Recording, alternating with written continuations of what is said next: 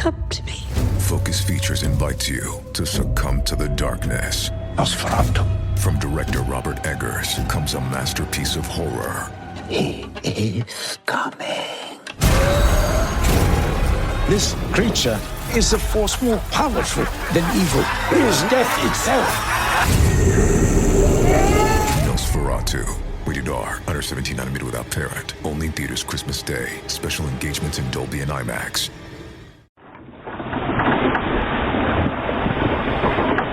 Crueles, despiadados y vocingleros, los piratas les abordaban cada mañana para obligarles a desempeñar tareas que nunca les apetecía hacer.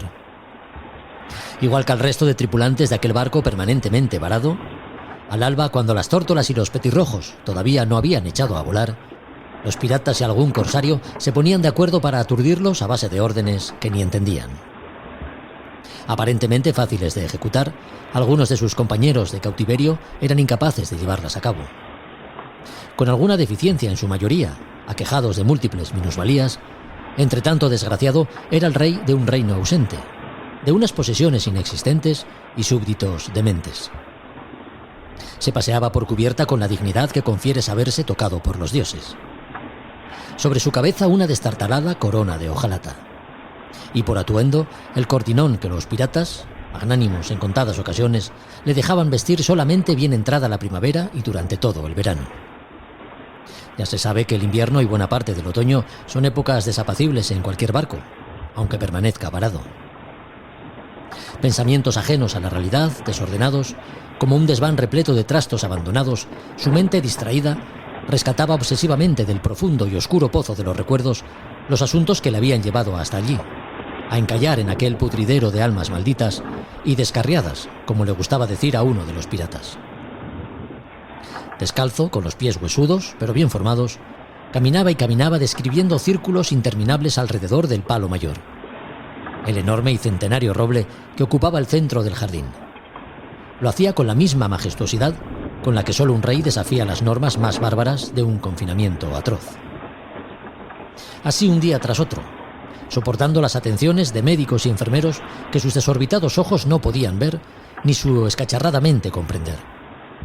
Mientras la vida se iba tras los cristales de aquel hospital psiquiátrico rodeado por montañas que en su imaginación llegaban a adquirir la magnitud de enormes olas, como las que solo pueden verse en los mares del sur. Olas que soportaba recio aquel barco permanentemente varado. Ganamos sur a bordo de la Luna, sobre un mar que nos ha concedido en los últimos días cierto descanso a bordo. La isla de Oreab, cada vez más cerca. A Son de Mar, el podcast para marinos y amantes de la navegación.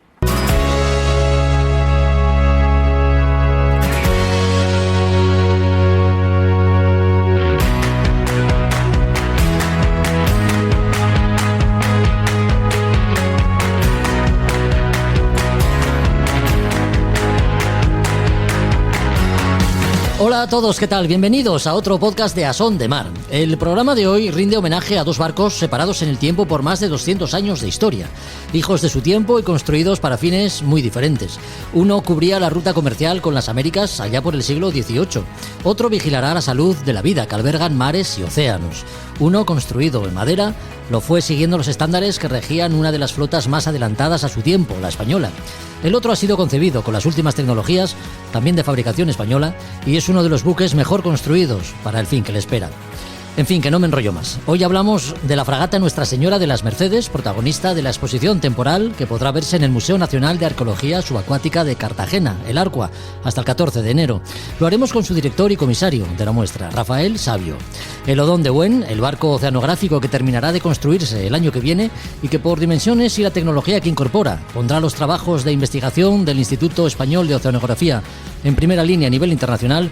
Trataremos con Pablo Carrera, coordinador de flota del Centro Oceanográfico de Vigo. Además de otros contenidos ya habituales en A Son de Mar, Juan Merediz nos pondrá al corriente de las últimas novedades. Ya sabes que finalmente se ha visto obligado a abandonar la Global Solo Challenge. Aquí escucharemos sus reflexiones rumbo a casa, a Valencia. Una novedad editorial, la que nos presentará Librería Robinson, las Españas de ultramar y sus exploraciones con Josu Jiménez, y la importancia de conocer y dominar el manejo de los nudos marineros con Roberto Bucetas, completan el podcast que ya comienza.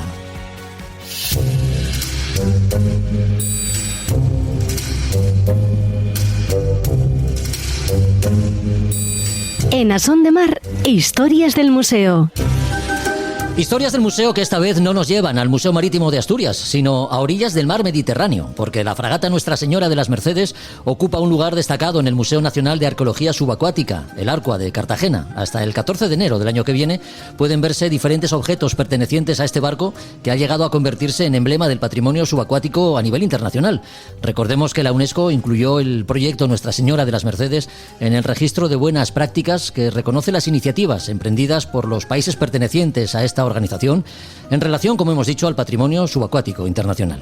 El por qué esto ha sido así y cuál fue la historia de la fragata Nuestra Señora de las Mercedes para que el Arcua le haya reservado un espacio en su calendario de exposiciones son cuestiones a las que daremos respuesta durante los próximos minutos con Rafael Sabio, uno de los comisarios de la exposición y director del museo. Don Rafael, ¿qué tal está? Muy buenas. Hola, buenas tardes. Parece que la fragata Nuestra Señora de las Mercedes estaba llamada a pasar a la historia. ¿Por qué? ¿Había alguna característica que la distinguiese de otros barcos de su época? Realmente, como barco de la época, como navío de la época, podríamos considerarlo uno más dentro del sistema de producción de los arsenales borbónicos, que se especializaban enormemente en la creación de buques con unas características técnicas impecables. Ahí no podríamos decir que a nivel técnico, ya digo, descollara por encima de cualquier otro navío del periodo. Es quizá más su singular historia, su singular desenlace, podríamos decirlo, y el desenlace tras el desenlace lo que le hacen tan particular. Ya. Sí, porque el comercio con América, la llegada de mercancías de todo tipo, desde el otro lado del Océano Atlántico a finales del siglo XVIII, principios del XIX, estaba plenamente desarrollado. ¿Era el cargamento de la Mercedes especialmente preciado, don Rafael? Claro, es un cargamento más. De hecho, a día de hoy sabemos que realizó otras misiones similares y otros barcos de la época las realizaron igualmente. Esta carga de caudales venía siendo muy habitual las relaciones entre España y Iberoamérica durante toda la Edad Moderna. Lo que pasa es que el siglo XVIII fue realmente convulso.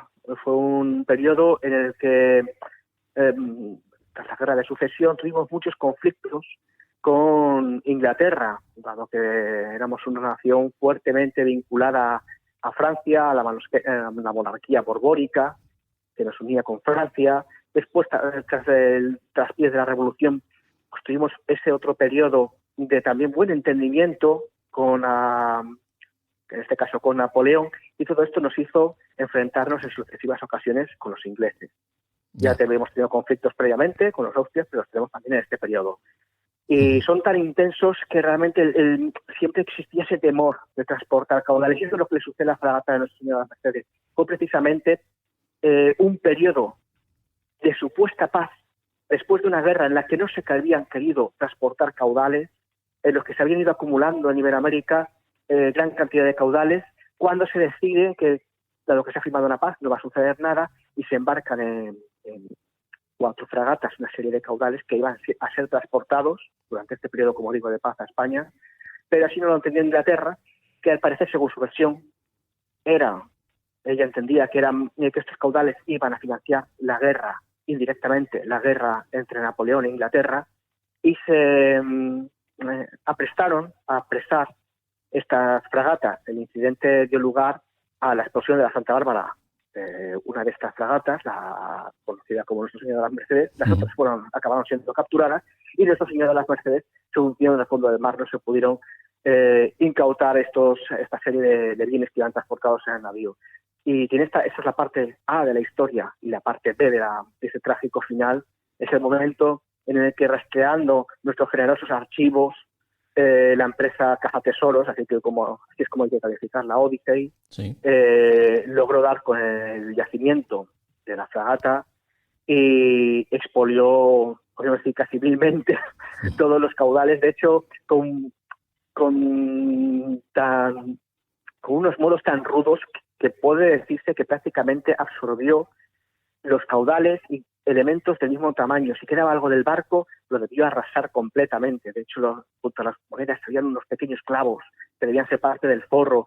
Nos podemos imaginar que entre las monedas y estos clavos de forro, podría haber algo más, pero lo han chupado, lo habrían destruido como si de barro se tratara. Ya.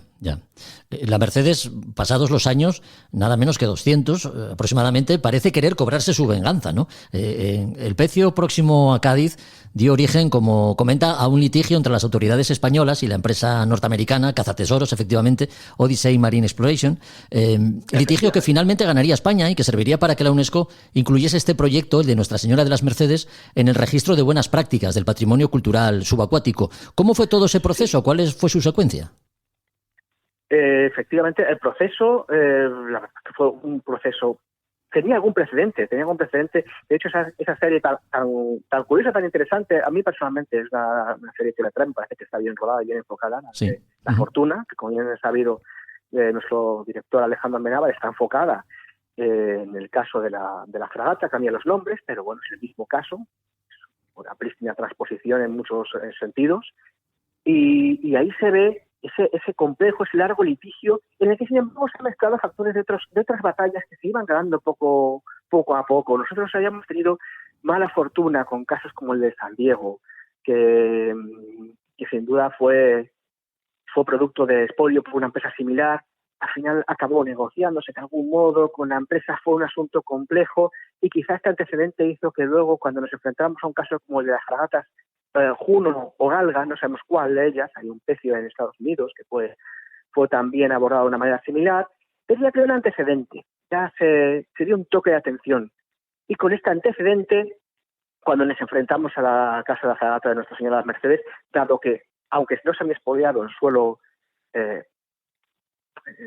estadounidense, sí que había sido expoliado por una empresa estadounidense, el juicio se celebró ahí. Y lo ganamos. También, por otra parte, por este guiño, los estadounidenses tienen cierta conciencia con ese tema, porque es una realidad en el caso que los estadounidenses tienen mucho patrimonio sumergido, muchas tumbas de guerra derivadas de la Primera y sobre todo la Segunda Guerra Mundial. Y ellos mismos tienen esa empatía con un caso semejante. Ya.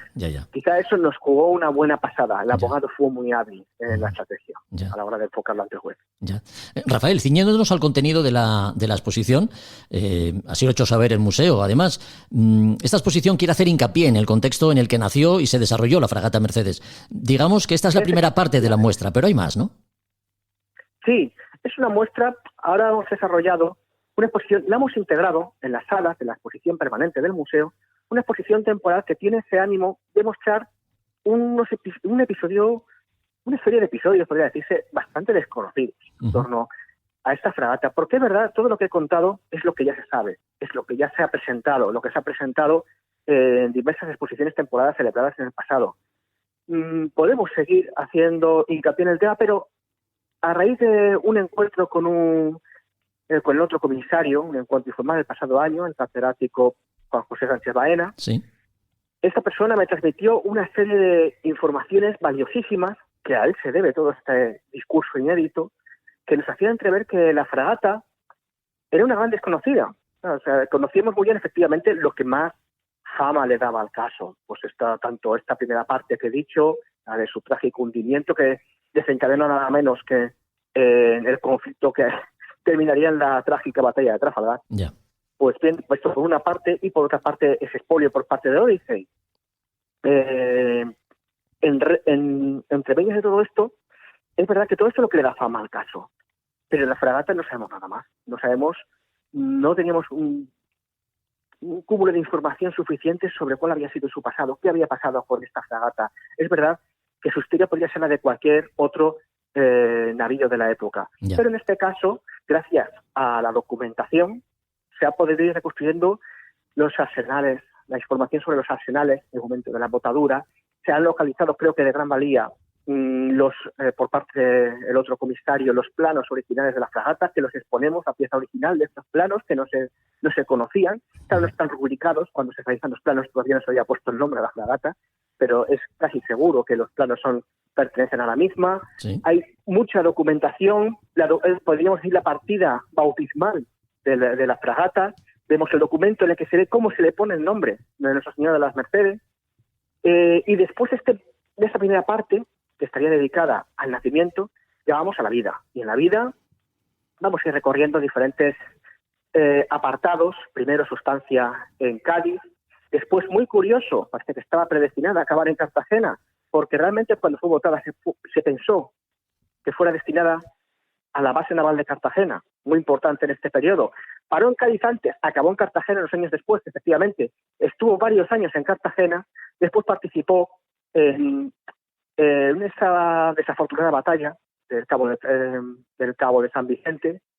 En este caso no fue capturada ni explosionada, evidentemente. Bueno, también tuvo ya algún episodio polémico, como otros navíos que se enfrentaron a los ingleses en este conflicto, y posteriormente ya sería destinada junto a otras 3 fragatas al transporte de caudales, que fue cuando vio un trágico final. Y esa exposición, esa segunda parte se centra en esto. Luego hay una tercera parte que digamos que es como la vida después de la muerte, o sea, más allá de todas estas misiones previas, ¿qué ha pasado con la fragata después del caso Odyssey, que es un gran desconocido también? Todo este desarrollo ha pasado relativamente desapercibido. Yeah. Y ahí es donde hemos querido también exponer pues esta enorme labor de limpieza, de conservación, de documentación, catalogación y, como no, de divulgación. Hemos ido divulgando la fragata a través de diferentes exposiciones, la exposición permanente del museo, cómo se integra la misma, las exposiciones temporales, y de hecho la exposición también sirve para presentar 2 fastuosas piezas. Parece que todo lo de la Merced son monedas, y no es así. Hay 2 piezas que además salen en la serie de Amenábar y que realmente existen y realmente estaban siendo tratadas, y ha terminado su tratamiento, ya se han integrado junto con la exposición un poquito antes, por motivos logísticos, y son 2 piezas de artillería enormes de bronce, bellísimamente decoradas, verdaderas obras de arte que están haciendo las delicias del público. Ya. Bueno, ya que tenemos el gusto de hablar con usted, que además de comisario de esta exposición es director del Museo Nacional de Arqueología Subacuática, ¿qué otras cosas pueden verse en el museo? ¿Qué piezas o instalaciones forman parte de la exposición permanente? El recorrido del museo es fácil de entender. Es un museo, no tiene una enorme complejidad, millones de salas, pero sí es muy singular en cuanto a su propósito, puesto que no hay museos que lo tratan de un modo particular. Hay museos dedicados a un navío, hay museos que integran arqueología subacuática. Aquí no, aquí se habla de qué es la arqueología subacuática, se destina específicamente a hablar de ello, y hay una sala entera dedicada a tratar cómo funciona esta disciplina tan singular, esta hija pequeña de la arqueología, pero con esos pequeños matices, pequeños o grandes matices, a nivel metodológico, a nivel teórico, esa difícil realización de trabajos en el medio subacuático. Estamos muy predeterminados por el espacio. Todo eso se trata en la primera sala. También se habla de la conservación, de la delicada conservación de materiales. A veces también el mar nos ayuda. Hay otros materiales que nos conservan mejor que en tierra. A mí siempre me viene a la mente esa colección de piñones que venían en un pecio fenicio, o sea, una serie de vituallas que iban transportadas en un barco del siglo VII a.C. se conservaban de una manera impecable. Es una cosa increíble. En tierra no se conserva. Sí. Y a partir de este punto, el museo, digamos que en esa segunda sala, va recorriendo cronológicamente la cuestión de la arqueología subacuática, pero ilustrándola por medio de algunos casos concretos, fundamentalmente pecios. Pecios, digamos que es el barco y su cargamento. Cuando se hunde, forma un pecio.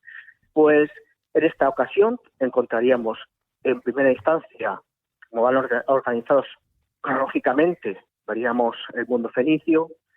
Del mundo fenicio pasaríamos al romano republicano, romano imperial. Hay mucho romano, no es casual. La verdad es que esos enormes cargamentos de ánforas, que así que podría decirse de una primera globalización, conservan muy bien, se hunden de una manera muy coherente y conservan muy bien la estructura del barco en muchas ocasiones. Después pasamos a la nebulosa Edad Media. Es un periodo en el que, quitando algunos casos excepcionales, no tenemos esa colección de pecios tan espectacular como la del periodo romano.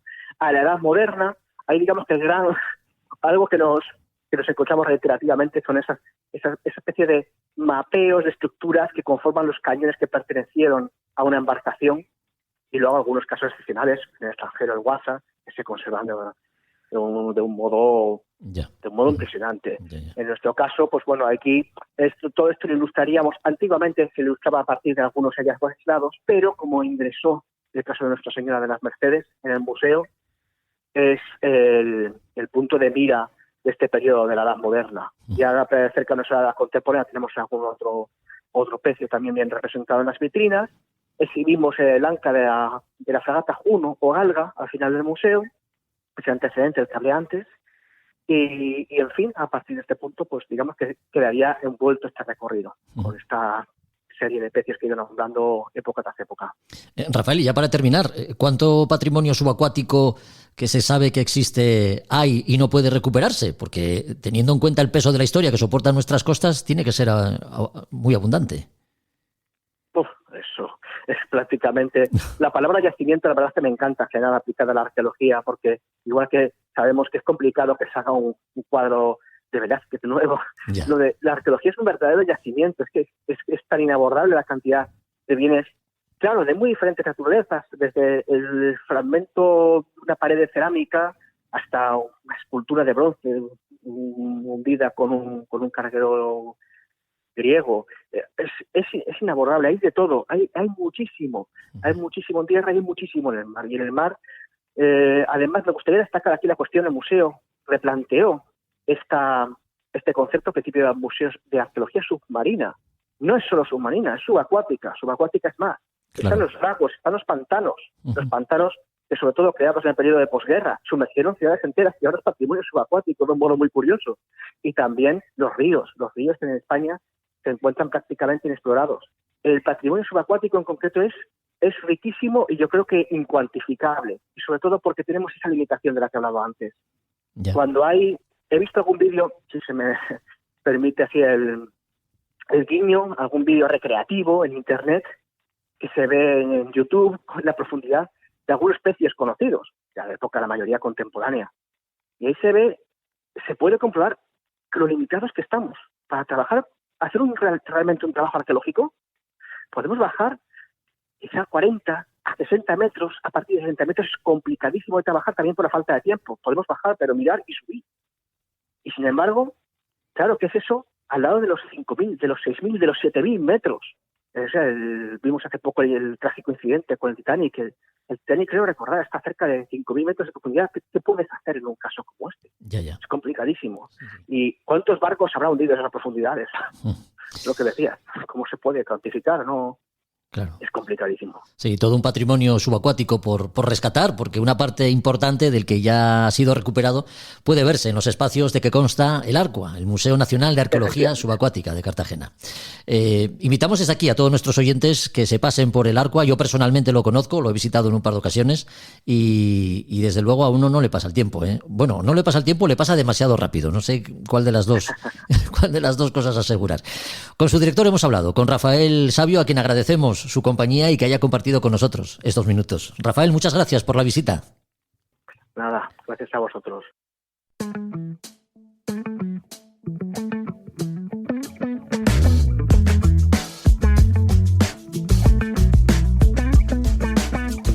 A Son de Mar, el podcast de Jorge Uría. Sun is shining, wind blows through my hair. Car is moving fast down the freeway to anywhere.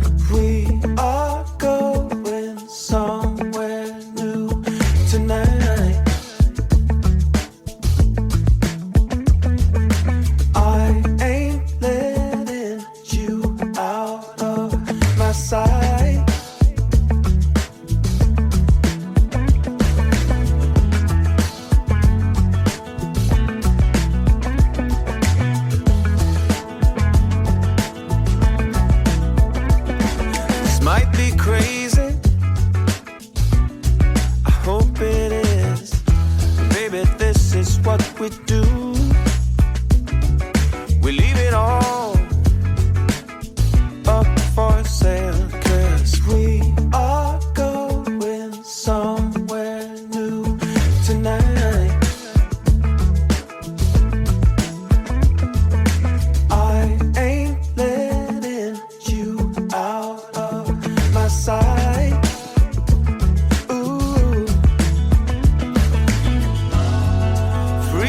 mes de julio, Astillero Sarmón de Vigo era escenario de un hito para la investigación oceanográfica española, con más de 84 metros de eslora y una amplia capacidad para albergar a bordo laboratorios y espacios de trabajo, además de sus 58 pasajeros entre tripulación y personal científico. El Odón de Buen será el barco más grande con que cuente el Instituto Español de Oceanografía y sin duda uno de los más modernos tecnológicamente que puede prestar servicio a la investigación de mares y océanos en todo el mundo. Hablamos de este señor de los mares que finalizará su construcción el año que viene, en 2024, con Pablo Carrera, coordinador de flota del Centro Oceanográfico de Vigo. Don Pablo, ¿qué tal está? Muy buenas. Hola, ¿qué tal? Buen día. Antes de hablar de las características técnicas y tecnológicas del Odón de Buen, que son muchas, su nombre rinde tributo a alguien muy especial para la comunidad científica que formáis parte del Instituto Español de Oceanografía. ¿Es así? Pues sí, señor, es así. Odón de Buen fue el fundador del Instituto Español de Oceanografía en el año 1914. Entonces, tenemos una institución centenaria, la más antigua en España en investigación marina. Bueno, es un tributo bien merecido, en ese caso, ¿no? Sí, la verdad que sí, porque siempre que cuando echamos la vista atrás y nos ponemos en perspectiva lo que ha sido su trayectoria, es una persona que además estuvo muy vinculada tanto a lo que era la capacidad científica en España como también internacionalmente. Asistía regularmente a todos los foros, tanto en el Mediterráneo como en el Atlántico. Y sobre todo tenía claro que en el caso del oceanográfico, en exclusiva, su misión más importante era estudiar los procesos que ocurrían en los océanos y en los mares para entender un poquito mejor la dinámica de las poblaciones, sobre todo explotadas. Ya. Es decir, lo que es la pesca. Muy vinculado a lo que era el mundo de la pesca, y los procesos son muy amplios y diversos. Y en ello seguimos nosotros. Sí. ¿No? Digamos que en el caso de Odón de Buen fue un pionero, ¿no? También en otros aspectos, en otros campos. Sí, fue un pionero porque él, además de lo que es la parte de investigación, él entendía como importantísimo también la formación, y de hecho procuraba siempre que en los centros, que antes eran los centros costeros, además de la investigación, hubiese siempre capacidad de que la gente se formase, y entonces suelen ir estudiantes, en fin. Tenía esa visión ya un poquito más de conjunto, no solo de ver la oceanografía como de interés de investigador, sino también de formación de las nuevas generaciones. Bueno, pues hablemos entonces del Odón de Buen, no investigador, sino de este barco oceanográfico multipropósito, así lo definís. Y aunque nos hagamos una idea de lo que significa, ¿cuál es este multipropósito, Pablo?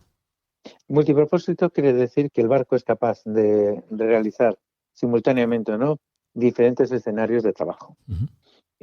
Cuando hablamos de escenarios de trabajo, nos referimos a aquella capacidad que tiene un buque para llevar a cabo una investigación determinada. Cuando estudiamos el mar lo tenemos lo que sería la superficie, la columna de agua, pero también el fondo. Entonces, normalmente hay diferentes disciplinas que te ayudan a comprender todos los procesos que ocurren en el mar desde el punto de vista de la física, desde el punto de vista de la geología, de la biología y de la química. Entonces, un barco que sea capaz de combinar todas las técnicas posibles, que para estudiar el océano en su conjunto le llamamos multipropósito. ¿El resto de barcos con que cuenta el Instituto Español de Oceanografía tienen estas dimensiones, esta dimensión científica, digamos? No, es muy difícil porque también normalmente en los buques hay una limitación física de espacio. Entonces intentamos que los barcos sean lo más versátil posible, pero claro, llegar a que sea multipropósito requiere tener cierta dimensión para poder simultanear a bordo trabajos. Nuestros buques pueden hacer una campaña de un tipo u otra campaña de otro tipo, pero no simultanear a la vez. Entonces, sí, nos permiten diversidad de trabajo, pero no la capacidad de simultanearlas a la vez, que es lo que tiene el Odón de Buen. ¿Y con qué tecnología cuenta? Porque uno de los datos más relevantes del Odón de Buen, al menos uno de los que más me ha llamado la atención a mí, es que con él pueden hacerse estudios que lleguen a 6.000 metros de profundidad. Sí, en principio. Hay normalmente, gracias sobre todo a los últimos avances, estamos hablando de lo que es tecnología puntera de los últimos 10 años, que en Europa se impulsaron muchísimo a través de los fondos de investigación, sobre todo del Horizonte 2020, lo que se han incorporado ahora es nuevos equipamientos que te permiten explorar el mar de una forma pues más amplia. Sí. Y lo que pasa que, claro, para llegar a los 6.000 metros de profundidad, los equipos son especiales. Y la suerte es que nuestro buque contará con esos equipos que te permiten, sobre todo, explorar a 6.000 metros. 6.000 metros en el mar es muchísima profundidad. Sí, sí. Siempre que hablamos del mar, quizá la característica, conforme vamos profundizando en el mismo, suele ser la falta de luz. Es evidente que no hay luz. Cuando ya a partir de los 300 metros, una cosa así, ya es la penetración de la luz es mínima y lo que nos queda simplemente es la oscuridad. Pero más allá de la oscuridad, lo que hay es una presión enorme, con lo cual poder estudiar cualquier proceso, cualquier organismo a esas profundidades requiere también un equipamiento muy específico que aguante la presión a la cual están sometidos allá abajo, claro. que no es pequeña. Bueno, a la mente me viene la desintegración total, ¿no? del submarino que se sumergió en el último viaje para presenciar el pecio la implosión de Titanic. Sí, así es. Bueno, entonces, sí. Hablamos de lo Donde como buen buque oceanográfico que es, ha de cumplir, ¿no?, con los estándares más exigentes de respeto al medio ambiente.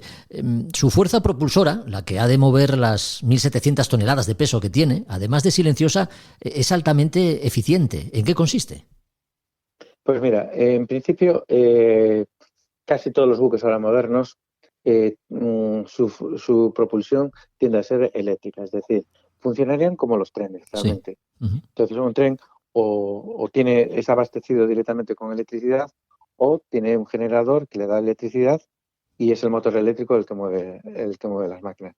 Los barcos funcionan de forma semejante. Tienen siempre un generador de electricidad y después un motor eléctrico. La novedad que tiene este buque es que el generador, que en principio casi siempre eran diésel, ahora también los pueden ser a gas. Y entonces son barcos que, bueno, tienen también por volumen, son capaces de llevar tanques de gas líquido, lo que le permite es, sobre todo, viajar durante 7 días prácticamente en un régimen de gas, que lo que suele hacer es contaminar muchísimo menos que lo que es el gasoil, sobre todo en las emisiones de azufre, de nitrógeno. Entonces, digamos que es un barco con una huella relativamente limpia, gracias precisamente al empleo de un combustible alternativo. Y eso es fundamental, por ejemplo, cuando quieres trabajar en áreas que son sensibles. Sí. Y también, por supuesto, cuando estás entrando en puertos, porque realmente los barcos también son una fuente de contaminación en las ciudades, adicionalmente. Ya. Entonces, este tipo de propulsión a través del gas, bueno, son muchísimo más limpios que lo que sería la propulsión con gasoil. Ya. ¿Y cuáles son las partes más sensibles de este barco? Sensibles. Desde el punto de vista de trabajo, sí. Digamos que el barco es un barco grande, como bien decías, son 84 metros, pero tiene la capacidad de posicionarse dinámicamente. Es decir, si nosotros le damos una posición en la que el barco tiene que estar, el barco permanecerá, siempre y cuando haya mucho temporal, en esta posición estática, independientemente del viento y de las corrientes. Eso yo creo que es una ventaja fundamental y que suelen tener solo los buques de investigación, porque eso lo que te permite es tener muchísima precisión en el tipo de trabajo que tengas que hacer. Claro. Porque el barco se te queda ahí quietecito, esto se hace a través de un sistema bastante complejo entre las hélices propulsoras y las hélices transversales que tiene el buque, y de tal manera que a pesar de todo se te queda ahí. Ya. En un régimen, imagino, de rendimiento de motor estable, claro. Sí, por eso. Además, ahí es donde entra, sobre todo, lo que es el sistema de propulsión eléctrica, que es mucho más eficiente que lo que sería un motor de explosión. Ya. Entonces, todo lo que es el sistema de motorización del buque, tanto en la motorización principal como lo que son las hélices transversales, son eléctricas. Y entonces, bueno, ahí el barco es muchísimo más eficiente. Lo único que necesitas es tener la fuente de energía que te dé esa electricidad. ¿Y cuál será, Pablo, su zona de actuación? ¿Aguas españolas o, no sé, en virtud de tratados y acuerdos con otros países, podrá desplazarse a cualquier lugar del mundo? Sí, a ver, el barco además de multipropósito es de ámbito global, Ajá. con lo cual quiere decir que el barco en principio está capacitado para trabajar en prácticamente todos los océanos del mundo. Y no es por echarnos muchísimas flores, es un barco que tiene clasificación polar. Es cierto que es la más baja, pero es un barco que podría estar trabajando en los gasetes polares y podría atravesar banquisas de hielo de un año. Es decir, ya es un barco que está preparado para poder acometer cualquier tipo de investigación en cualquier lado del mundo. Esto es fundamental porque también a nivel español, España es un país bien desarrollado y tiene acuerdos de cooperación con muchos países, entre ellos, por ejemplo, también a nivel internacional con lo que es el conocimiento de los mares antárticos. En este caso, Ya, ya. tenemos 2 bases en la Antártida y ese barco podría estar perfectamente haciendo investigaciones asociadas a lo que es la investigación que se hace en estas bases, pero sobre los océanos de aquella zona, de Multi- los mares australes. Multipropósito y tanto. Su terminación además está prevista, como comentábamos, para el año que viene, en 2024. ¿Cómo van los Sí, trabajos? pues bueno, a mí realmente me está sorprendiendo la velocidad que está adquiriendo el barco. Siempre cuando hablamos de un barco multipropósito y sobre todo de ámbito global, quiere decir que tiene que tener unas capacidades eh, muy específicas. Si quieres ir al polo, tienes que tener buena calefacción, por decirlo así, Sí. y buen aislamiento, pero de la misma manera tienes que trabajar en aguas tropicales. Entonces, bueno, es un equipo que a nivel de lo que es dotación de equipamiento, de funcionamiento, es un barco complejo. Si a esto le añadimos su capacidad multipropósito, es que tiene mucha tecnología de última mano, de última generación. Y eso al final, a la hora de la verdad, cuando ves las tripas del buque, se traduce en cantidad de tubos, de cantidad de equipamiento, de cantidad de cables. Yo creo que al final este barco va a tener pues posiblemente más de 800 kilómetros de cables tendidos, Ya, de un ya. tipo o de otro. Sí, sí. Entonces, claro, es un trabajo muy complejo de tener que montar en un año prácticamente, porque el barco realmente, como bien decías, se botó en el mar en julio y lo queremos tener ya operativo pues prácticamente un año después. Esto lo que va a requerir es muchísima gente habilitando los interiores y sobre todo adecuando esos interiores a lo que son las necesidades tanto habitacionales del buque, pues montando cocina, montando todo lo que son los camarotes, las salas de estar, como después también los locales técnicos, tanto de lo que es el propio buque en sí, como de la parte nuestra, que ya sería más técnicos de laboratorios, por Claro. decirlo así, y todo el equipamiento que lleva asociado y toda la informática, y en fin, son barcos que realmente son laboratorios flotantes de última generación. Claro. Entonces, bueno, eso y hacerlo en un año y sobre todo que a mí siempre me gusta destacarlo porque aunque el barco es grande, el espacio es finito, no Ujú. puede crecer. Entonces, todo lo bien que lo hagamos ahora es lo que se va a beneficiar las generaciones futuras. Entonces, siempre nos queda ese compromiso y esa necesidad de tener que hacer un barco muy bueno, sobre todo para que lo disfruten generaciones venideras. Ya. Y entre el personal que formáis parte del Instituto Español de Oceanografía, imagino que contar con un barco de estas características es un sueño hecho realidad que viene a facilitar e impulsar mucho vuestra labor investigadora. ¿Se sabe quiénes serán los primeros elegidos para embarcar en el Odón de Buen? Bueno, no, eso aún no lo sabemos. Ya. Lo que pasa es que yo siempre me gusta destacar en este aspecto la consecución de hacer un barco como el propio Odón de Buen Sí. es fruto sobre todo de los pasos iniciales que se había dado. Normalmente empiezas con barcos de menor porte y de más versátiles y después en función de las necesidades al final vas a llegar, pero yo creo ya que casi como madurez de lo que es un país, a hacer este tipo de buques. Y claro, el Odón lo que viene a cubrir es un nicho de trabajo que en España éramos deficitarios. España es un país, aunque nos parezca que todo pasa por Madrid, es uno de los países que más costa tienen en Europa. Sí, sí. Es un país que además tiene 3 demarcaciones marítimas, casi podríamos decir 4, que pocos países la tienen. Tienes el Mediterráneo, la zona del Mar de Alborán, que es una transición entre el Mediterráneo y el Atlántico, está la zona de Cádiz, nuestra costa norte, pero también tenemos el archipiélago de las Canarias. Es decir, tenemos muchísimo mar. Sí. Entonces, poder conocer todos esos océanos requiere muchísimo más trabajo. y sobre todo también si queremos ampliar las fronteras de conocimiento, porque ahora sí que está en boca de muchos países ribereños la posibilidad de incrementar las 200 millas de zona exclusiva económica, y para eso es necesario, y la condición primera es conocer esos fondos, y sobre todo algo que empezamos a ver como una necesidad, sobre todo de los últimos años, es planificar lo que es el territorio marino, porque hasta ahora más o menos en la explotación de los recursos que tenía el mar nos fijábamos muchísimo más en los recursos renovables, es decir, en la pesca, pero cada vez más es importante planificar el mar porque hay otros usos que vienen a ser necesarios, como puede ser la eólica marina, la eólica offshore, que por ejemplo hay en Asturias estáis haciendo unas plataformas enormes precisamente para incrementar lo que es la producción española de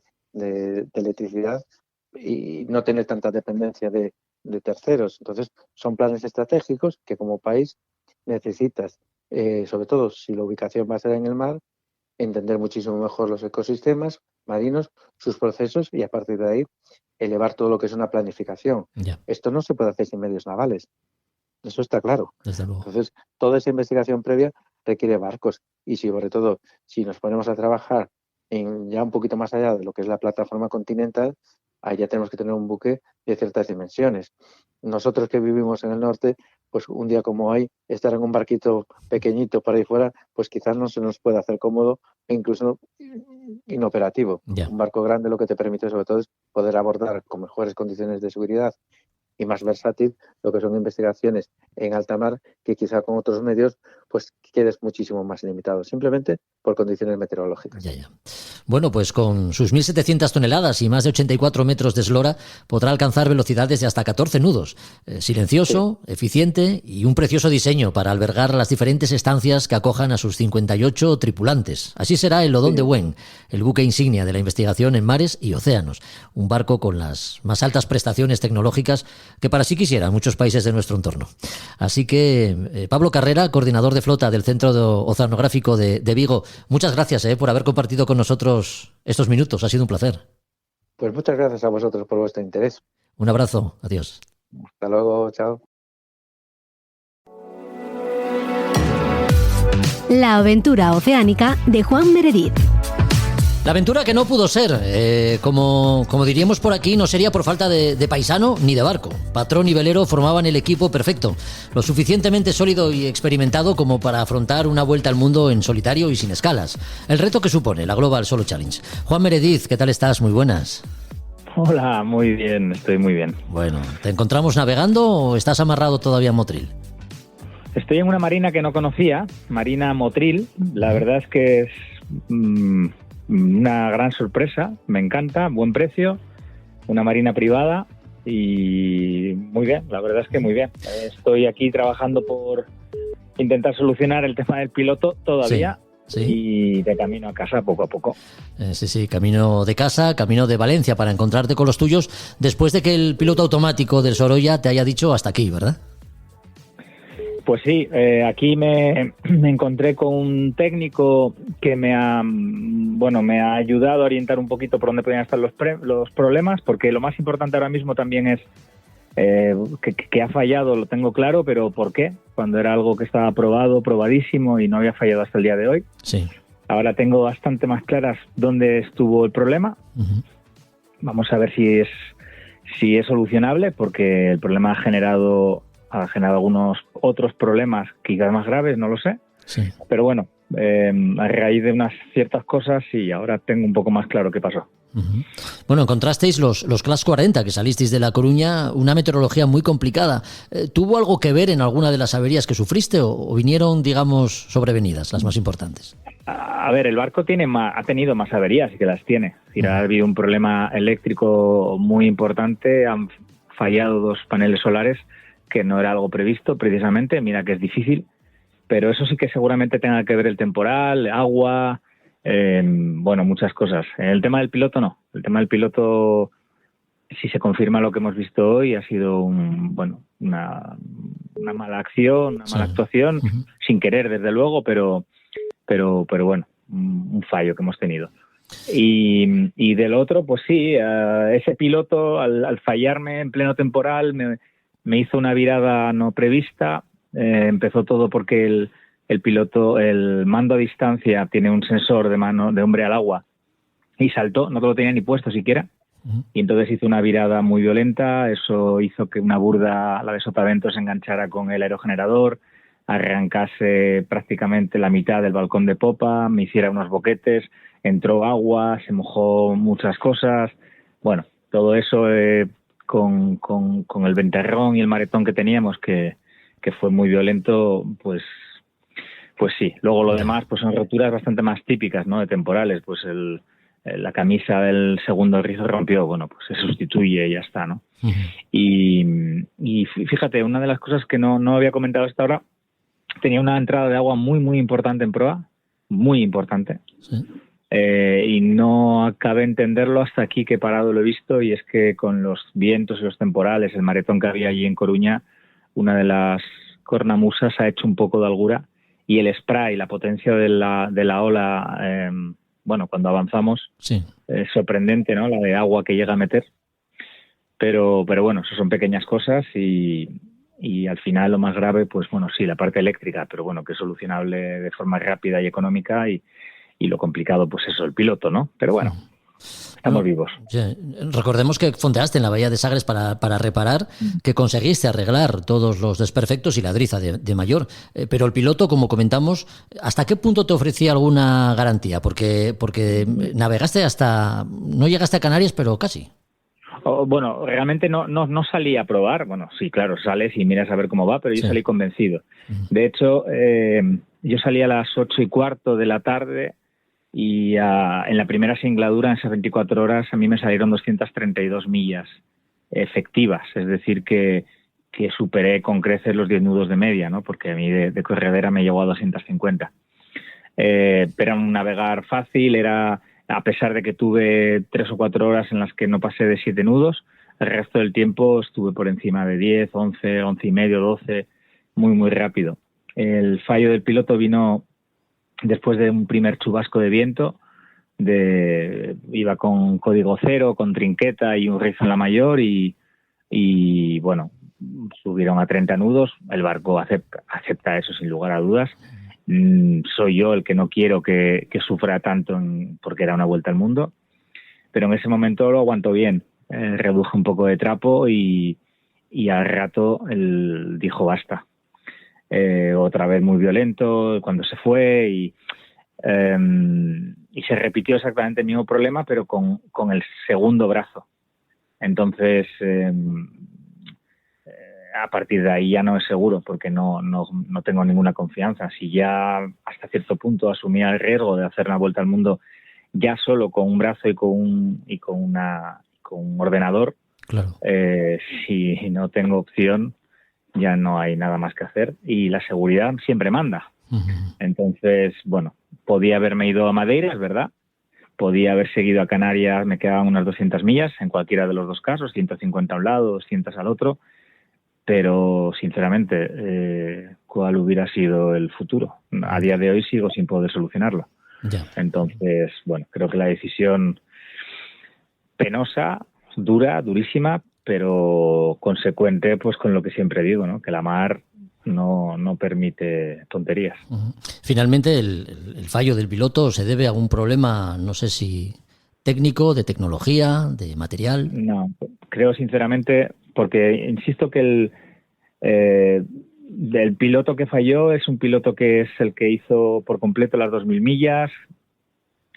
Tú y yo corrimos las 200 millas con ese brazo de piloto y con ese ordenador. Me llevó a Coruña sin ningún problema, y hay veces que pasan cosas así. Se hacen controles, se comete un error sin querer. Yeah. Y que creemos ahora que sabemos por dónde van los tiros, y no quiero decirlo porque basta que lo diga para que meter la gamba, pero aquí precisamente pues quería que alguien externo a mí, porque yo ya estaba muy bloqueado, lo pudiera ver, y encontramos un detalle en el piloto contrario, que fue con el que intenté seguir, con el brazo contrario, sí. Uh-huh. De potencia, y cuando me lo dijo me di cuenta dónde podía estar el error del primero. Simplemente es un cambio de polaridad, para darte, bueno, si lo digo, es un cambio de polaridad del brazo. Son brazos que están cada uno a un lado y tienen que ser opuestos. Y creo que estuvo el error, que da igual quién lo haya cometido, porque yo mismo lo hubiera cometido, desde luego. Y bueno, son esas pequeñas cosas que al final pues salen caras, pero que es parte del juego. Ya. Esto no deja de ser... Bueno, pues son cosas que pasan, sin más. Bueno, no pudo ser, Juan, pero lo hemos comentado, ¿no? A lo mejor esta edición de la Global no era para ti. Y como sabemos que has nacido para dar la vuelta al mundo y arrojar la toalla, no obstante tus defectos, yo no sé si camino de Valencia vas pensando en próximos retos. Sí. Bueno, yo digamos que ahora mismo tengo el tiempo reservado hasta finales de marzo, ¿no? Es lo que me dijeron en casa. Sí. No, hablando en serio, sí, quiero hacer muchas cosas. Lo primero es llegar a casa y poder reparar el barco, ser capaz de encontrar o bien el dinero para sustituir pilotos si es necesario, o bien dinero para la reparación, porque todo lo demás que hay lo puedo hacer yo solo, salvo una soldadura del balcón que habrá que cortar y soldar, pero bueno, que no es especialmente dolorosa. Sí. Lo demás son trabajos que voy a poder hacer yo mismo, y lo del piloto pues es lo que me tiene un poco loco. Hemos avanzado muchísimo con esto que te estaba contando. Mañana salgo hacia Valencia y lo voy a probar. Sé que no está solucionado porque no lo está, pero bueno, si soy capaz de solucionarlo, estamos hablando que estamos a mitad de noviembre, en enero me gustaría hacer cosas, porque el Sorolla está en marcha, está funcionando, hay unos patrocinadores, hay muchos amigos que tienen ganas de que naveguemos, y es verdad que no será la vuelta al mundo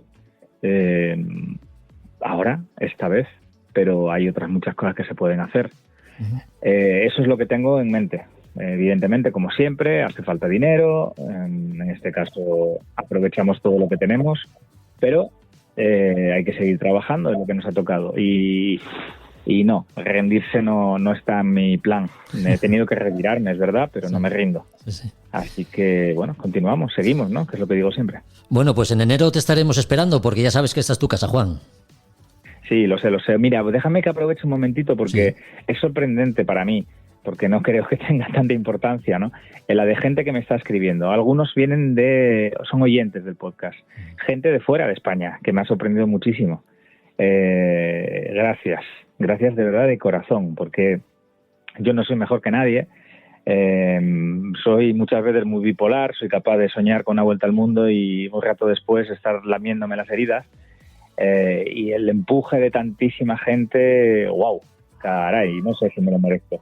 Pero muy bien. Hay mucha gente que te escucha, que nos escucha, y bueno, la verdad es que muy agradecer. Merecido lo tienes. Un abrazo fuerte. Un abrazo para ti.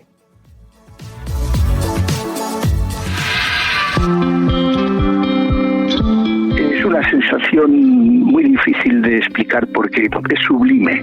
O sea, es majestuoso, sublime.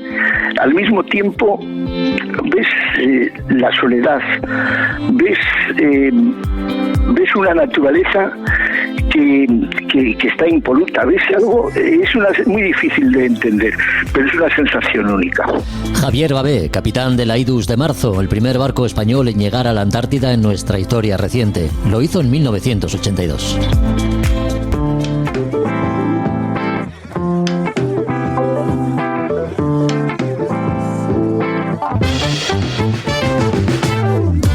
Hoy la sección de libros de A Son de Mar viene rica y sabrosa porque hablaremos de gastronomía.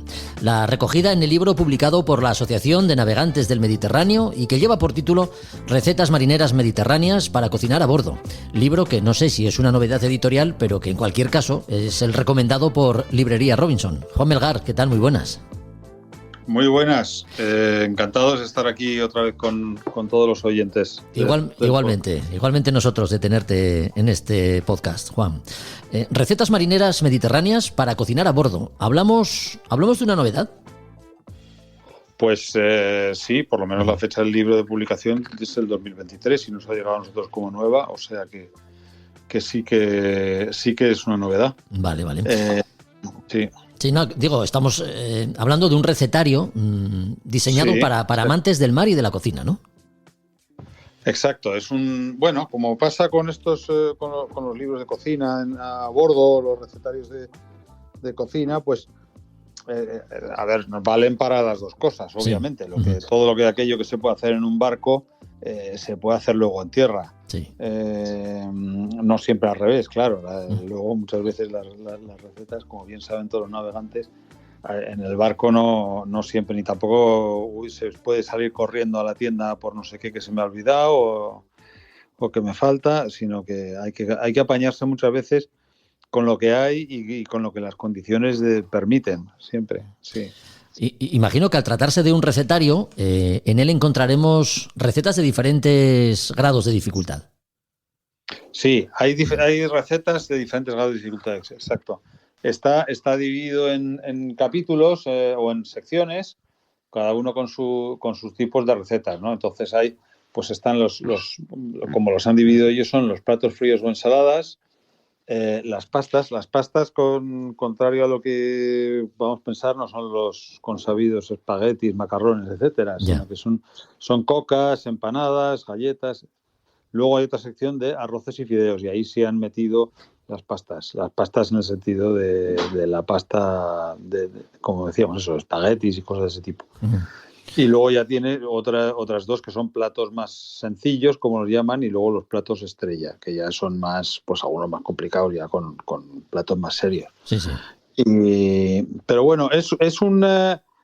Lo que diferencia esto, quizá veo frente a otros recetarios, es sí que se nota la influencia balear, porque esto es una asociación con base en Palma, y sí se nota mucho la influencia local en todos los platos, o al guiño a lo local y a lo marinero, que el eje que vertebra el libro entero es el pescado, es todo gira alrededor del pescado, de recetas con productos del mar, ¿no? Ya sean moluscos, ya sean peces, y generalmente o muchos son también peces característicos de la zona, o sea, peces muy de las Islas Baleares. Ya. Claro, muchos que se pueden encontrar también en otros sitios, pues también hay recetas con calamares y con pulpo, etcétera, con todo tipo de pescado común a todos los mares, pero sí tiene su enfoque muy a lo que nos encontramos en las Baleares. Suculentos platos que, mira, iba a decirte yo que quizá los arroces fueran los platos fuertes, ¿no?, del recetario, por eso de tratarse de la Asociación de Navegantes del Mediterráneo, pero ahora que me dices que se centra mucho en la gastronomía balear, ya me pones en duda. No, hay cosas que se pueden tomar.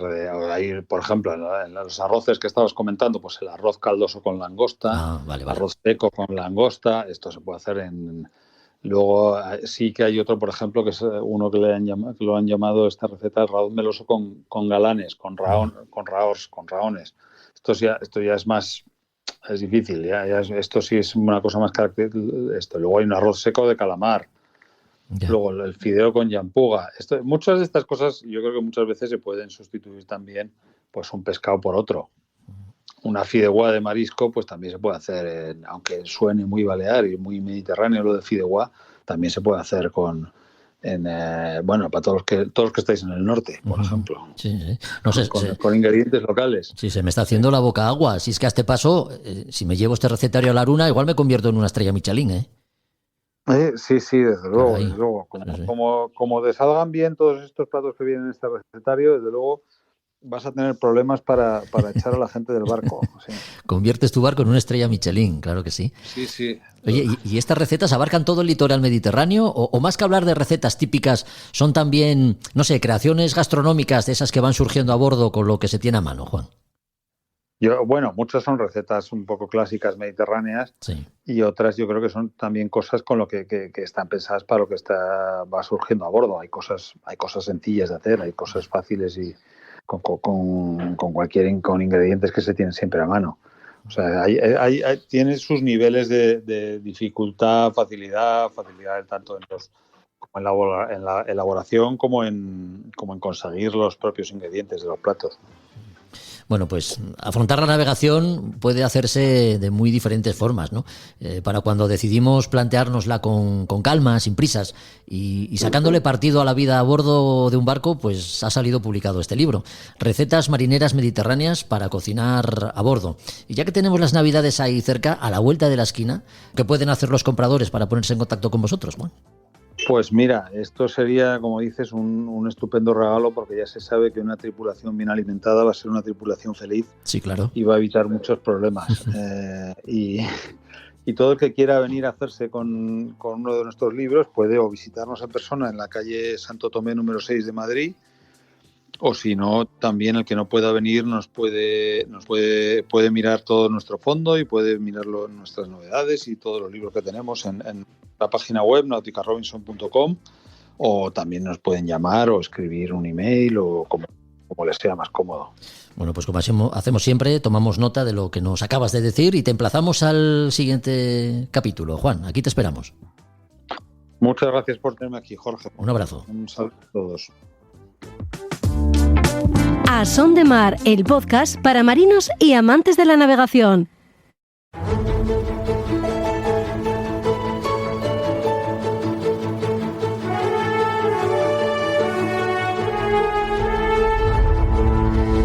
Hay que ver qué música hemos escogido, ¿eh? Música épica, no podía ser de otra forma. Es la que buscamos para navegar en la historia, por las Españas de ultramar y sus exploraciones. Hoy nos vamos a principios del siglo XVII, de la mano de don Fadrique Álvarez de Toledo, capitán general de la Armada del Mar Océano, con Felipe III. ¿No es así, Josu? Cuéntanos. Así es, muy buenas tardes a todos. Y vamos a hablar de don Fadrique Álvarez de Toledo, de una saga en la que el padre y el abuelo fueron, como él, él de noble cuna, fueron capitanes generales de la Armada del Mar Océano. Pero si nos centramos en este hombre es un hombre en cierta manera desconocido, después de todos los que tuvo antes, y voy a contar un poco su historia. Él, por supuesto, de adolescente ya embarcó en las armadas y en las galeras en Nápoles, porque nació en Nápoles, en el Imperio Español. Por su ardor guerrero llegó a capitán de la Armada del Mar Océano ya pasados los inicios del siglo XVII. Entonces, voy a contar un poco todas sus hazañas y luego el final tan triste y tan, en cierta manera español que tuvo, ¿no? Acabó la tregua que tenía España con las provincias holandesas de la Guerra de los 12 años, la tregua de los 12 años, y entonces, pues ya está, empezamos con la guerra y empezamos una flota holandesa que va al Mediterráneo a trabajar, a transportar material, un montón de comercio con las repúblicas italianas, Génova en este caso, etcétera, ¿no? Entonces, don Fadrique, con 6 galeones y 2 pataches, 6 galeones, y 2 pataches, arrumbó hacia Gibraltar, y ahí se puso para hacerlos frente. Eso fue en agosto de 1621. 50 velas enfrente, 30 de ellas galeones de guerra. Pues con su inferioridad don Fadrique incendió a numerosos enemigos que al final lo que hizo es que echasen a correr y les bloqueó en el estrecho. Después, se descubrió que había una flota que estaban montando los holandeses para establecerse en Mogador, al sur en la costa de Marruecos. ¿Qué hizo nuestro Fadrique, al cual, por supuesto, le dieron orden de ir a atacar? Salió de Lisboa con su armada, porque en aquella época Lisboa, Madrid, España, Portugal era lo mismo, no se ponía el sol. Con su armada del Mar Océano, primero subió al Canal de la Mancha, uniéndose primero con las flotas de Guipúzcoa, Vizcaya y las 4 villas, que para quien no lo sepa, las 4 villas podemos decir que es la flota cántabra, y bloqueó sus puertos de tal forma que no pudieron salir, y después bajó y a toda la flota berberisca, que era superior a él, la arrasó y la destruyó. A partir de ahí, don Fadrique ya era un gran héroe y era una persona muy considerada y de mucha altura en su capacidad como general de la Mar Océana. Entonces, pero tenemos ahí lo que siempre que pasa en este país, ¿no? Tenemos que los mediocres siempre tratan de anular a los que no lo son. En este caso tenemos al gran conde duque de Olivares, que empezó a censurar lo que hacía don Fadrique. Y don Fadrique, pues bueno, pues le informó al monarca de que la armada la encuentra en un estado tan malo que ha de hacerse saber a vuestra majestad. La armada y su caja está sin un real. Y esto se lo decía por el señor conde duque de Olivares. Bueno, esto es un detalle, pero ahora viene su gran batalla, su gran resistencia. Los holandeses querían hacerse con Brasil. ¿Por qué? Porque hasta entonces, mientras hacían los negocios con Portugal, ellos en Portugal cultivaban el azúcar, le suministraba el azúcar a los esclavos y ellos lo vendían en Holanda. Entonces lo que querían era quedarse con el azúcar, la caña de azúcar de Brasil, los esclavos en Angola y de ahí pues hacerse con todo. Con lo que entonces aprestaron una armada en la colonia brasileña, fueron hasta allí con 26 barcos. Tomaron Salvador de Bahía y, claro, lógicamente saltó la alarma y aprestaron la mar Oceana, Estrecho, la Armada de Vizcaya, las 4 villas, bueno, etcétera. Un total de 56 buques que fueron al mando de don Fadrique. Allí lo que hizo de mano fue crear enfrente de la Gran Bahía, generó una línea de combate decreciente, es como una onda de una radio, si podemos pensar, ¿no? Es decir, una curva de media luna grande, otra más pequeña detrás, de tal forma que aquello parecía una ingente, aparte que ya era muy grande, de mástiles, de los cuales desde atrás estaban los que tenían más transporte para que de esa manera pudiesen desembarcar los soldados. 4.000 soldados que bajaron a utilizar, a masacrar pues la plaza y a sitiarla, que digamos, ¿no? Entonces, con eso y el combate en la bahía, al final en un mes los holandeses tuvieron que rendirse. Pero claro, ellos salieron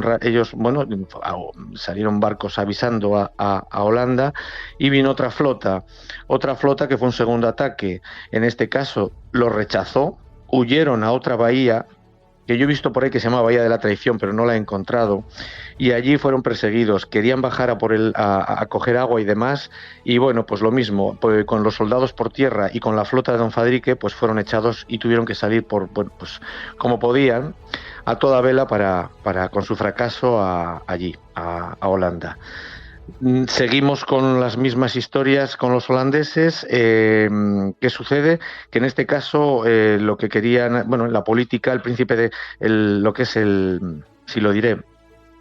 el conde duque quería unirse con Inglaterra y trataba de casar a la infanta María, hermana de Felipe IV, con el príncipe de Gales. No sé si alguno, el que haya visto a la triste, verá que al principio de la serie salen una familia británica y era pues esto, ¿no? La querían haberlos casado. Esto no pudo ser y entonces cuando no pasa esto, ¿qué dice? Pues bueno, pues Londres coge y reanuda el ataque en corso a España. Fracasa. Y en este caso, don Fadrique pues se apresta a escoltar y a llevar con sus galeones la armada del Mar Océano para acompañar la flota del Tesoro, etcétera. De ahí vuelve a traer las flotas de La Habana, pero además se dedica la escolta a atacar a los holandeses hundiendo 6 galeones, etcétera. Es decir, a los holandeses les da por todas partes.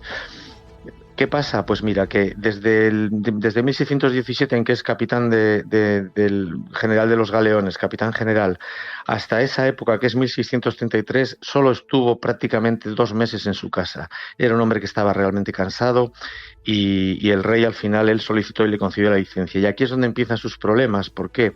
Porque los holandeses siguen atacando Brasil y don Fadrique, a pesar de que se lo dice el conde duque, se niega diciendo que ya no puede más, que la fuerza naval que necesitaba era más importante y que necesitaba descansar. El valido le recriminó y entonces dijo que él había servido a su majestad gastando su hacienda y su sangre y no hecho un poltrón. Esa frase es de don Fadrique. El conde duque de Olivares ordenó su detención. Le hicieron un consejo de guerras, lo humilló, lo condenó e incluso no permitió ni siquiera que en el cementerio se le hiciesen las honras fúnebres que debían ser. Y este hombre murió pues un poquito en el silencio y un poco en la privación de todos sus títulos, mercedes, por culpa de este hombre que que también nos hizo perder muchas más cosas, el conde duque de Olivares, ¿no? Como tantos otros podemos seguir hasta hoy.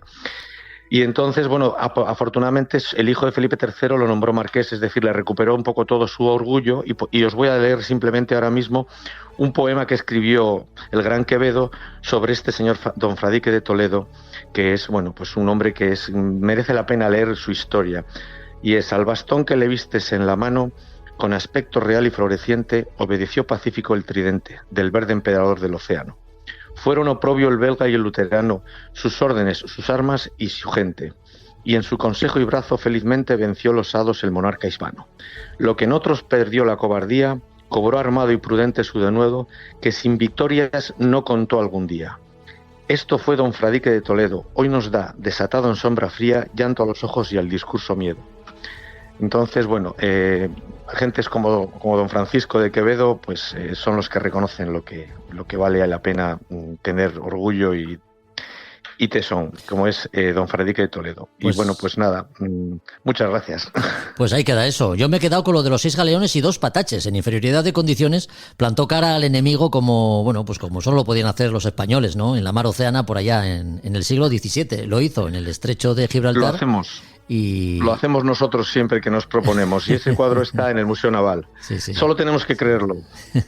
Pues la figura de hoy, el protagonista de hoy fue don Fadrique Álvarez de Toledo, pero nos quedan muchas más. Por eso volveremos a repasar la historia, las Españas de ultramar y sus exploraciones con Josu Jiménez, a quien agradecemos que haya estado otra vez con nosotros. Gracias, Josu, por estos minutos. Muchas gracias. Un abrazo. Venga, hasta luego. Hasta luego. A Son de Mar, el podcast de Jorge Uría.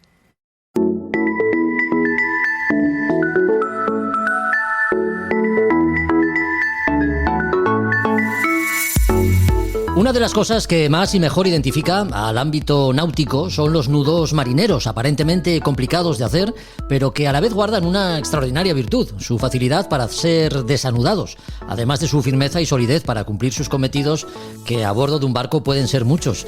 Hablamos de nudos marineros. Lo hacemos con Roberto Bucetas. ¿Qué tal, Roberto? Muy buenas.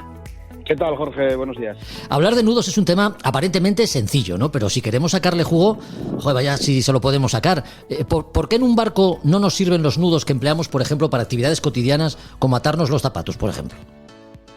Bueno, hablando de nudos tenemos que hablar de cabullería, que es esa disciplina o ciencia que estudia el arte de hacer nudos, sí. Sus clases y sus aplicaciones, es la cabullería, ¿no? No nos sirven porque un nudo tiene que cumplir 4 características fundamentales. Un nudo marinero tiene que ser sencillo de hacer, es un requisito. 2, tiene que ser un nudo que sea eficaz para el propósito para el cual va a estar realizado ese nudo. Si es un nudo de ayuste, pues tiene que unir esos cabos con seguridad.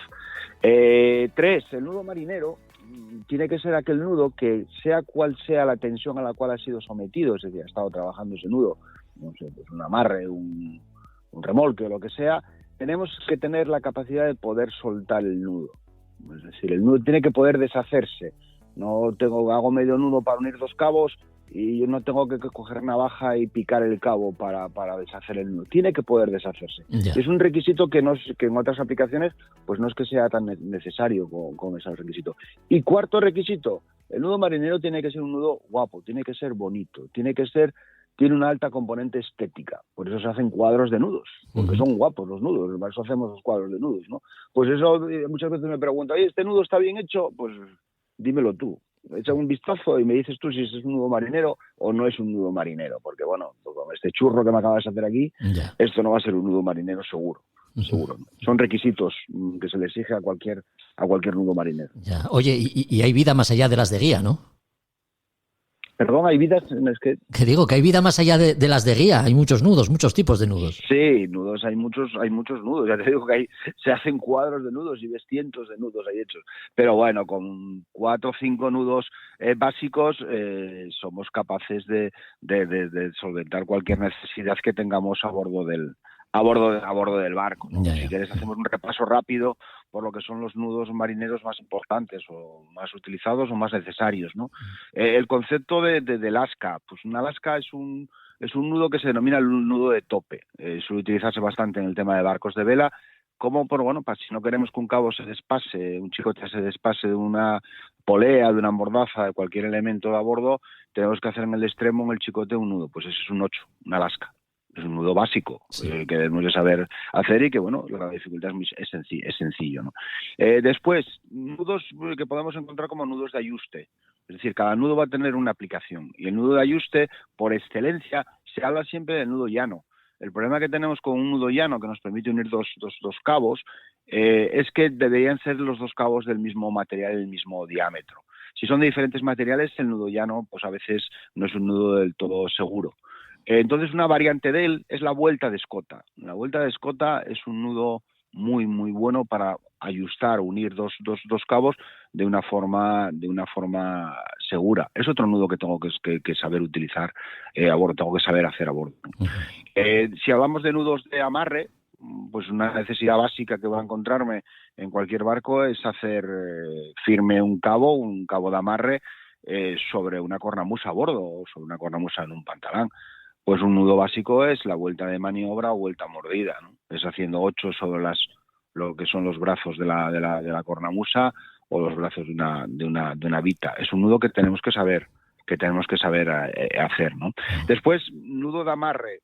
Quiero amarrar cualquier cabo a un elemento del barco y el nudo por excelencia podemos decir que es el ballestrinque. Hay un refrán marinero que dice que con ballestrinque y un cote no se desamarra ningún bote. Pues es lo que utilizamos, no sé, para disponer las defensas al costado del barco, haciéndolo sobre los guardamancebos, por ejemplo, en un barco de vela, o amarrarse a un pasamanos, a una escalera o cualquier sitio.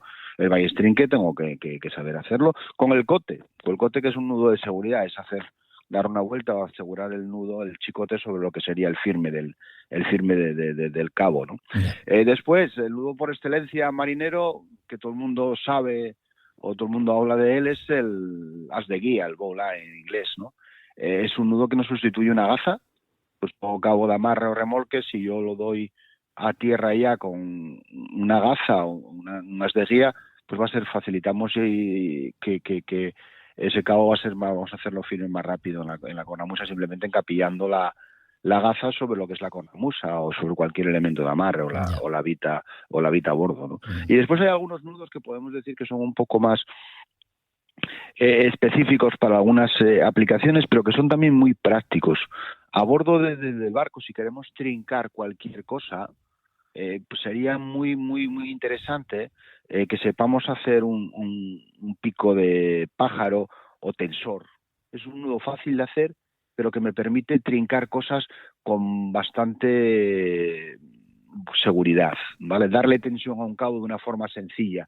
Se utiliza para muchas aplicaciones, incluso cuando en barcos incluso que no permiten a lo mejor utilizar poleas para desmultiplicar y hacer aparejos, se suele utilizar el pico de pájaro o el tensor para dar eso, hacer una especie de cascada, ¿no? Es sencillo de hacer y es muy práctico para usos náuticos y para cualquier actividades, aunque sean fuera de la náutica, ¿no? Sí. Y podemos hablar un poco también, por finalizar, de abozar cabos. Abozar un cabo es sujetarlo momentáneamente, un cabo de amarre con otro cabo auxiliar al objeto de que no pierda tensión a la hora de hacerlo firme. Es abozar, esa es la maniobra de abozar, pues hay un nudo de boza. Oye, Roberto, igual es un poco tontería, ¿no? Pero con los nuevos materiales que hay en el mercado para la fabricación de cabos, ¿puede verse comprometida la efectividad de algún nudo? Bueno, algún nudo sí, con los modernos materiales sintéticos. Si hablamos de cabos de dos tipos, o dos estructuras de cabos, ¿no? Los cabos colchados, que se obtienen a partir de enrollar diferentes fibras, que son los típicos que vamos a encontrar como cabos de amarre o cabos de remolque, y podemos encontrar los cabos trenzados, que son los que vamos a encontrar como en la jarcia de labor de cualquier barco, ¿no? Estos son los que han evolucionado mucho, desde lo que empezábamos hablando del nylon o lo que sería las fibras como puede ser el poliéster, muy utilizadas todavía en la actualidad, y empezamos a hablar ya de cabos de Kevlar, empezaron a hablar las aramidas, y podemos llegar a la actualidad al Dyneema. En esos tipos de cabos, los nudos se pueden hacer perfectamente igual que cualquiera de los que acabamos de comentar, pero bueno, también se pueden hacer costuras, lo que son las costuras de gazas. En este tipo de cabos trenzados, bueno, tiene una cierta dificultad hacer esas terminaciones en los cabos, pero bueno, se pueden hacer perfectamente y relativamente sencillos. Antiguamente se hacían todo el tema de costuras en los cabos colchados, ¿no? Para una amarra y tener una gaza hecha o una costura cuadrada para hacer un ajuste entre los cabos colchados, ¿no? No nos entraña mucha dificultad. Lo que sí es cierto que en la actualidad podemos encontrarnos un gran abanico de fibras para la fabricación de cabos, bueno, llegando desde los cabos de poliéster que seguimos utilizando, cabos de remolque que podrían ser, o es necesario que sean de una cierta elasticidad para que absorban los tirones en ese remolque, o los cabos de alta resistencia, como puede ser el Dyneema en la actualidad, ¿no? Y una de las características importantes en cualquier fibra, en cualquier cabo, o fibra utilizada para la fabricación de cabos, es la carga de rotura, es el que va a dar la resistencia de ese cabo, ¿no? Y esa carga de rotura nos la va a dar siempre el fabricante, sometido haciendo una prueba de tracción sobre ese cabo, y nos da la carga de rotura. Y a partir de la carga de rotura podemos obtener lo que es la carga de trabajo máxima que podemos utilizar con ese cabo, que normalmente suele ser un 40% de la carga de rotura, es decir, que trabajamos con unos márgenes de seguridad importantes para que tengamos la garantía de que esos cabos no van a faltar, ¿no? Y bueno, otras características dentro de los cabos interesantes pueden ser lo que es la degradación entre los rayos ultravioleta, la elasticidad de un cabo. Decimos, oye, una cuerda de montaña es igual que un cabo, una driza de un barco. No, las cuerdas de montaña son dinámicas, tienen elasticidad, los cabos no tienen elasticidad, lo que sería una driza, ¿no? Flotabilidad, una cualidad y característica muy importante en un cabo. Un cabo de fondeo no puede ser que tenga flotabilidad, porque si no quedaría flotando alrededor del barco, y otro barco podría a lo mejor engancharlo con una hélice. Bueno, son características interesantes que debemos de conocer nosotros de todos los cabos que tengamos a bordo, ¿no? Es lo que tiene, que andar con cabos, pues cuando los manejas, hacer nudos se convierte en una necesidad que no está de más conocer y dominar, sobre todo porque no sabemos en qué circunstancias necesitaremos la máxima habilidad y destreza para hacer o deshacer un nudo con rapidez. De eso hemos hablado, de nudos y algo de cabos. Mira, eso nos queda pendiente porque podemos profundizar un poco más en el asunto. Lo hemos hecho con Roberto Bucetas una vez más. Gracias, Roberto. Hasta el próximo podcast. Un abrazo. Gracias a vosotros. Un fuerte abrazo. Bueno, pues hasta aquí, ya sabes, otro podcast de A Son de Mar. Si los contenidos te han gustado, te agradeceríamos que los compartas en cualquiera de las plataformas que emplees para escucharlo. Volvemos en 15 días con contenidos náuticos. Hasta entonces, adiós.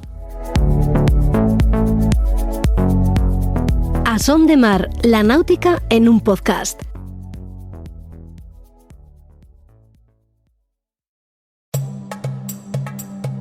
Desde el sur global nos mudamos al norte para buscar una vida mejor. Y ahora en podcast te contamos nuestras experiencias y aportes al país al que llegamos. Esto es Escucha Migrante, el podcast de la cultura en movimiento. Un proyecto sonoro para el encuentro de creadoras, investigadoras y distintos agentes culturales que hablan con voz propia en muchos acentos.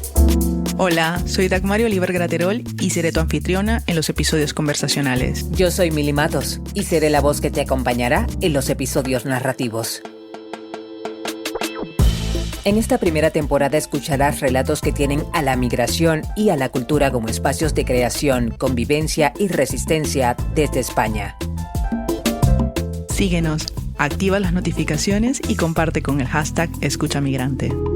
Este es un proyecto beneficiario de las ayudas para la promoción del sector del videojuego, del podcast y otras formas de creación digital convocadas por el Ministerio de Cultura y financiadas por la Unión Europea Next Generation EU, con el apoyo de Yo Soy el Otro, Asociación Cultural.